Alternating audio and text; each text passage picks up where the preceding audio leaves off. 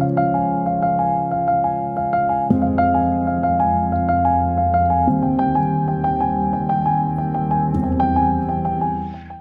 and welcome to Next Phase, where we examine the intersection of health and technology and talk about the future of our health system. I'm delighted to be joined by Dr. John Lambert. Welcome, John.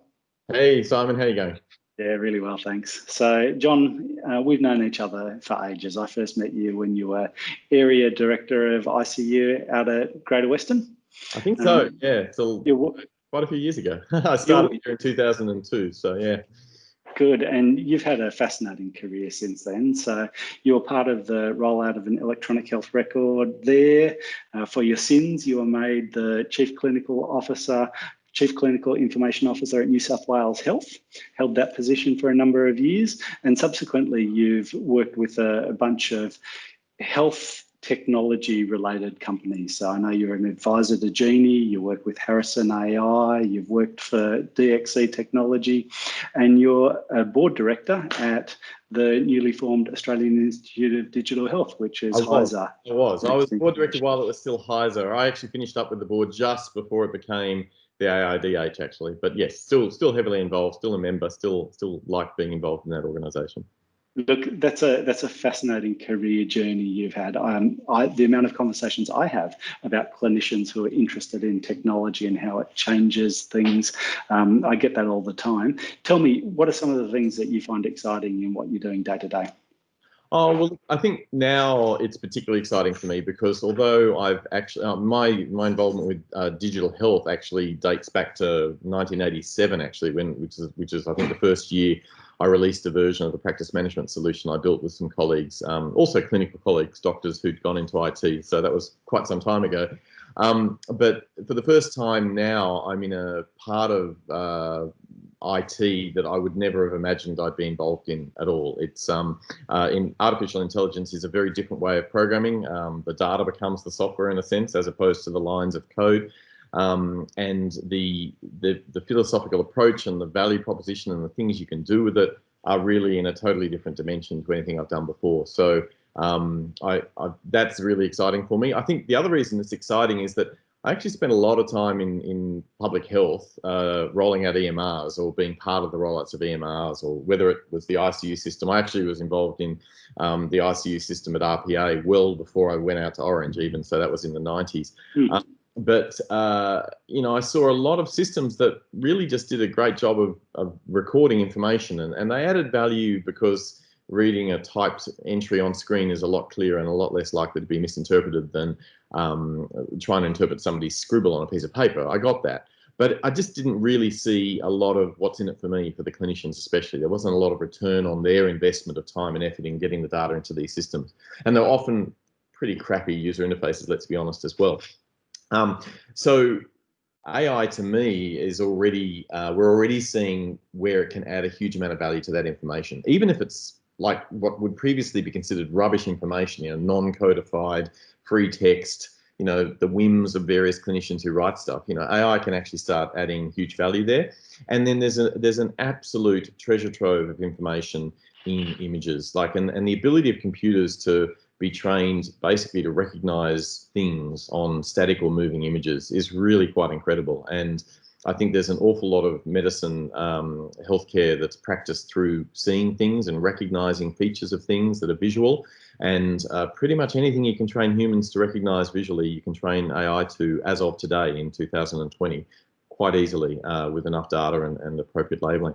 And the opportunities for that to me seem really impressive. So the duality of the opportunities that you just couldn't do any other way, plus the leveraging of all this massive investment we've made in EMRs that previously you could argue was a bit of a waste, is a dual stimulus to the excitement I feel at the moment. Now, look, I'm so interested in unpacking that. First, just before we do, interested in getting to know John a little bit better. As an icebreaker, is there something from your search history that's revealing about who you are as a person or what you spend your time doing that you'd like to share? Well, I guess I'd say who I am as a person is eternally curious. One of the recent searches I have, which surprised me when I went and looked at it a few seconds ago, was the density of platinum. I had no idea platinum was so damn dense, and it came about because I was watching some video. Somebody used platinum to make something. I think they were trying to. That's right. They were trying to make Thor's hammer in real life. It was hilarious.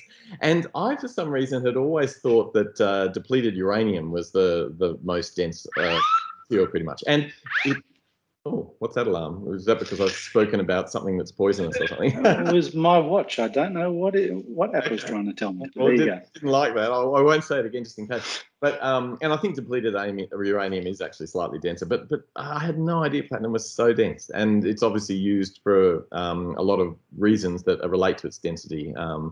Unfortunately, most of them military and weaponry related, but it's an amazing, like I always thought of it as the most ductile metal and like particularly stable at high temperatures, which is why we used it in light bulbs for so long before we replaced most light bulbs with LEDs and fluorescent. But all incandescent light bulbs had a tungsten filament.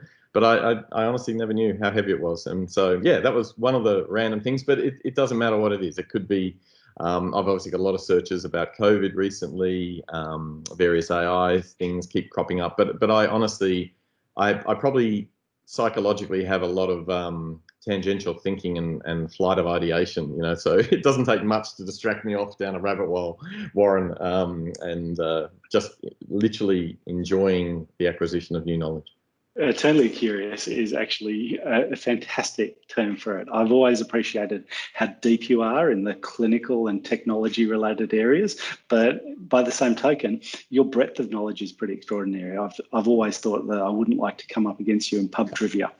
Well, no, I'm hopeless at trivia. It's got to be somehow science related, data related. Maybe I like my partner laughs at how many things I forget on a daily basis. Like the most, literally 5 minutes ago, you can tell me something I forget things chronically badly. But yeah, science, engineering, technology, my brain snaps onto that stuff and hangs on really tight. But no, trivia, it's got to be context relevant somehow. Like I was with a trivia group just recently. The gym that I have has these online trivias for COVID, and like, the top score was like 30, or the top possible score was 30, and the winner got 27. I got 3. So trivia is not my forte. All right. So back to why we're here today. I'm really interested in your view from the bridge. So this is John Lambert, not John from Harrison.ai or Genie Solutions or AIDH. Interested in your frank opinion about the state of digital, how it is today, how you see it changing in health. Well, I think one of the sad things is that digital has enough of a bad name in healthcare that it's really impeding some things that could really happen quite quickly now. There's a lot of negative press about privacy and security and confidentiality, at the same time as everybody's wondering why the hell we can't share our information with all the doctors in our team. I think there is a lot of fear around the newer technologies, AI being one of those, both from patients who are worried that an AI may make inappropriate decisions on their case, but also from clinicians who feel that they'll lose their jobs, or they may be overwhelmed with fighting off AI-induced decisions and hysteria that could be inappropriate. On the other hand, there are tremendous capabilities in digital that aren't being realized because people aren't implementing it fast enough. The pace of change in large organizations that need to standardize and then digitize their workflows is incredibly slow.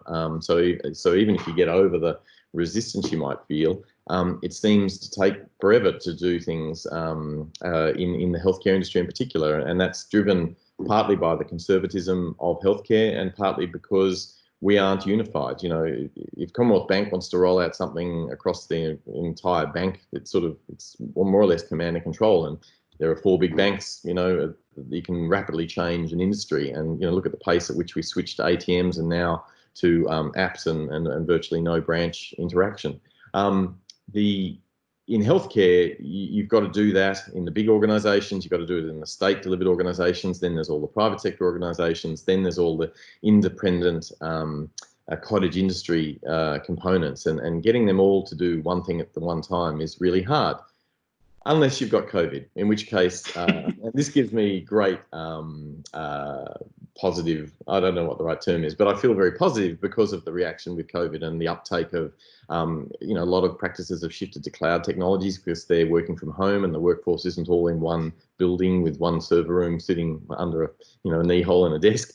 And on top of that, you know, the shift to remote support, remote telehealth technologies, it's just incredible to see how quickly that's happened in response to the COVID stimulus.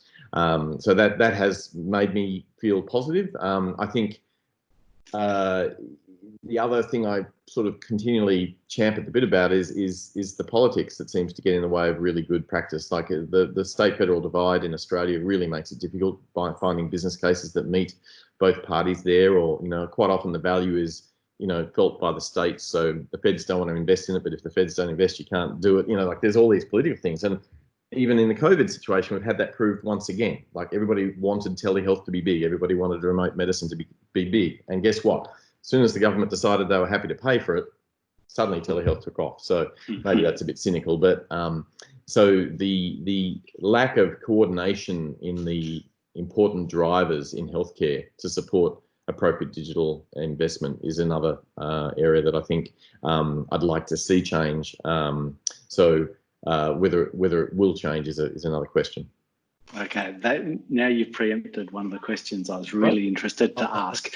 If you could wave your magic wand, what is one thing you would change? And it sounds like governance, consensus, agreement. Yeah. I guess like all the really gnarly problems in the world, it's really one thing that you can change that fixes them all. I mean, I feel the IT industry is slowly waking up to the fact that the best value systems for healthcare are going to be open, architectured, sharing, and transparent solutions. Because I think the days of the single monolithic system, and I know your history, so be careful here, but the single monolithic system ruling the world are gone. I don't think that's ever going to happen. But at the same time, we haven't reached the right maturity level in our architectural capabilities. And, you know, I use a really simple example. You look at Facebook, right? So you post things on Facebook. You can control at an incredibly granular level for every post you make on Facebook. You can decide, does the world see this? Do I see this only? Do my friends see this? Do a subset of my friends see this? Do a group that I've defined see this? Do I allow other people to, you know, forward this content to somebody else? Like, this is hugely granular privacy and security controls. And guess what? I've yet to see a single clinical system in healthcare that supports a similar level of control over my information.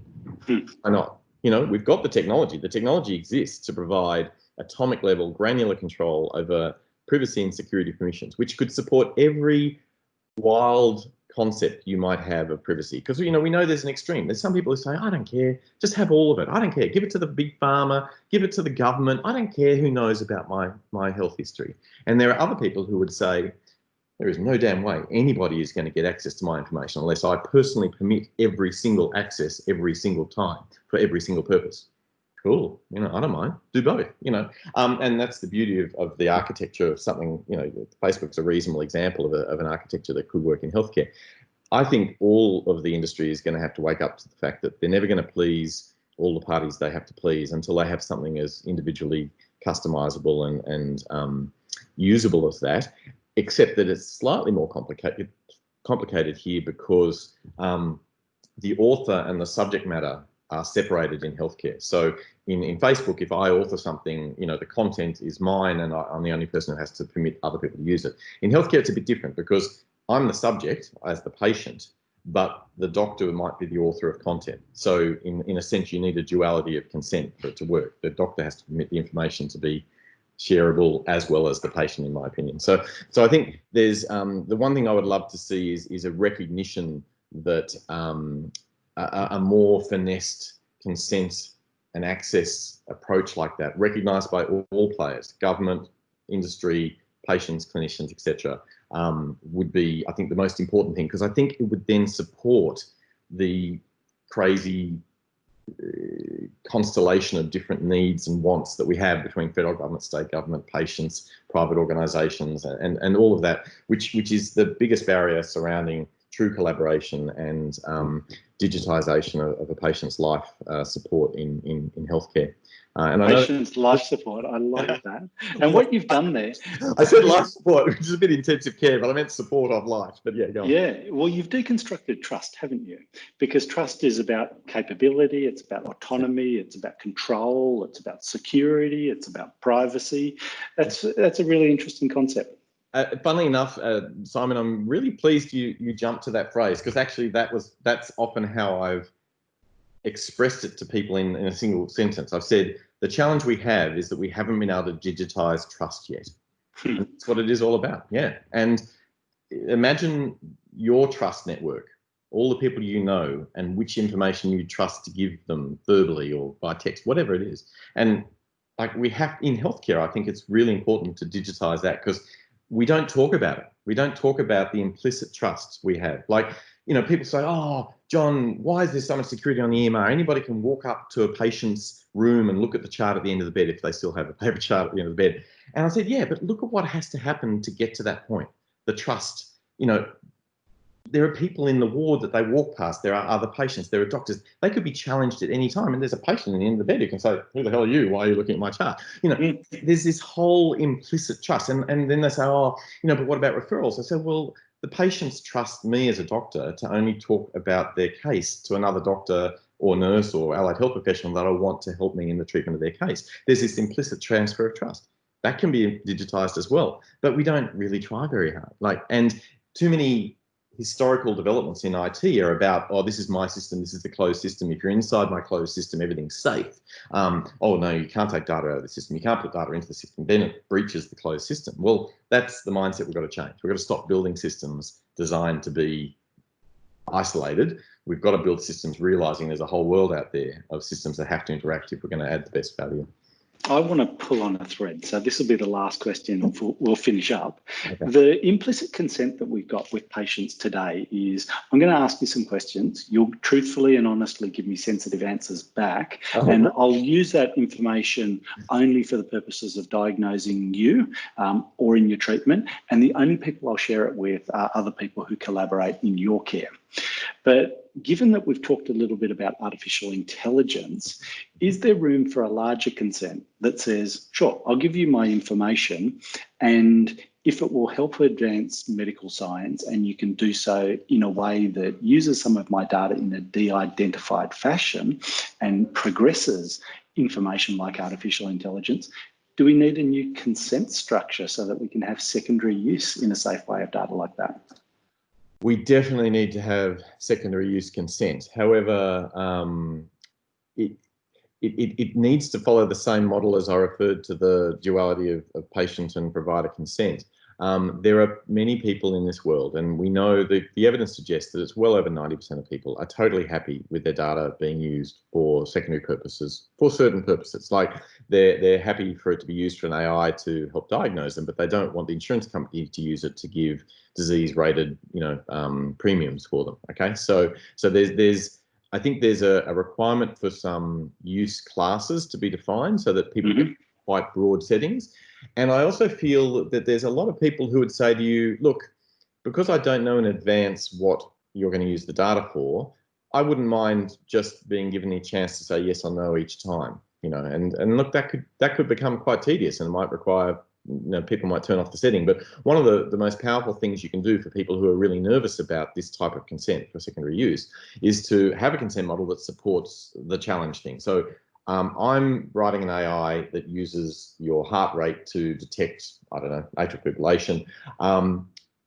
When I come across your record, I realise it says he wants pre-approval consent. Okay, I still want the data. So I get a message on my device and it says, John Lambert's company, Harrison.ai, wants to build an AI using your heart rate data. Are you happy if they get just your heart rate data and your age and your sex and a couple of other parameters for use for that purpose? Yeah, that looks reasonable. Yes, and then they get the data.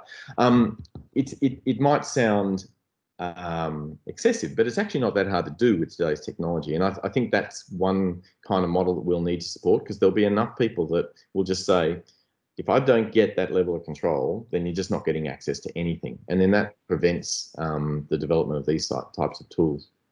Wow. 15 minutes goes fast, John. It's been fascinating to hear some of your thoughts.